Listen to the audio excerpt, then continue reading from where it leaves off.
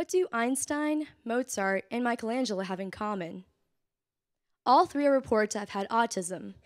About 1 in 68 people of all ages live with this condition on a daily basis. Autism spectrum disorder can exhibit a wide range of symptoms, but it is commonly characterized by difficulties in social interaction, communication challenges, and tendencies toward repetitive behaviors. Living with autism can present daily challenges, but oftentimes those with autism find that art can be really therapeutic and enjoyable.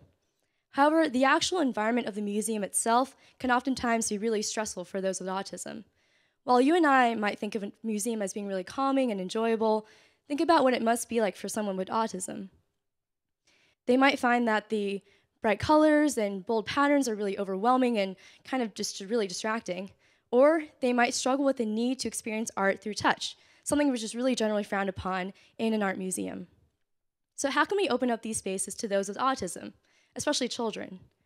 That's where our project comes in. As Duke University is home to a well-renowned Center for Autism and Brain Development, more and more families with autism have been moving into the area in recent years, creating a much higher demand for autism access programs. We collaborated with the National Museum of Art in order to work towards developing such a program. Throughout the course of our research, we investigated established autism access programs at well-renowned museums throughout the country, such as the Yale Center for British Art, the Dallas Museum of Art, and the Smithsonian Institute, as well as spoke with specialists and teachers within the field. While all of these programs varied widely in their specific practices, each aimed to cater the museum experience towards a population often neglected in these types of settings. The first program that we looked into at the Yale Center for British Art is a small staff-directed program centered around a guided gallery tour, followed by a hands-on art activity that pertains to the art that was just viewed. They also host a small program for teenage girls, which is an age group often neglected in the development of these types of programs. Both programs held at the Yale Center for British Art are held outside of normal visiting hours in order to create a more controlled environment for those visiting. In contrast, the Dallas Museum of Art hosts a large visitor-guided program. Families are free to move among various activity booths, and there is no tour component. The number of families is limited at both of these programs. However, at Dallas, this number is in the high hundreds rather than 12 at the Yale Center for British Art. They also feature an interactive musical performance and a dimly lit sensory room in order to create a safe space for overwhelmed visitors to visit. Finally, the Smithsonian Institute puts on somewhat of a traveling show known as Morning at the Museum. This program moves from museum to museum around the National Mall, with each program focusing on that museum-specific content. The one that most pertains to our research is held at the National Portrait Gallery.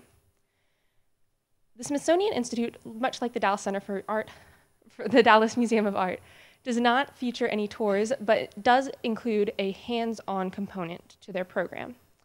It also, out of all of the programs, it had the best pre-visit materials, which are simply materials created in order to reduce the stress and anxiety of visitors coming into the program.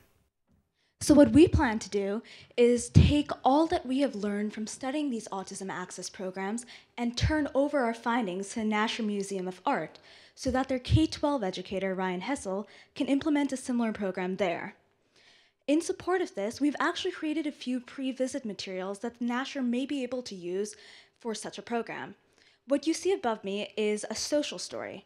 Now, children with autism tend to be a little uncomfortable with unpredictability. Social stories like these allow them to prepare for their visits ahead of time so that when they get there, they know what to expect and there are no surprises.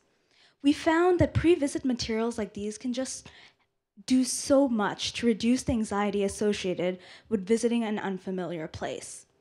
We've also created a few ideas for these autism-friendly activities that tie into some of the arts exhibited in the National Museum currently. Now, on the whole, museums are educational organizations, and we believe that those with autism should have the equal opportunity of taking advantage and enjoying all that they have to offer.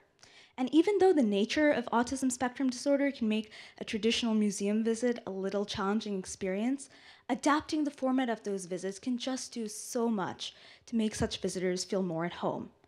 So think about the last time you visited a museum. What did it mean to you?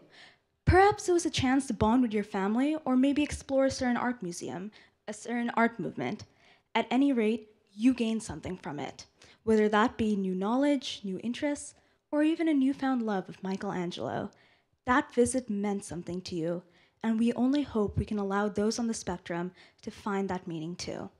We'd like to thank the education and human development sector of Basque Connections for giving our team the opportunity to visit the Dallas Museum of Art and witness their program in action. Thank you very much.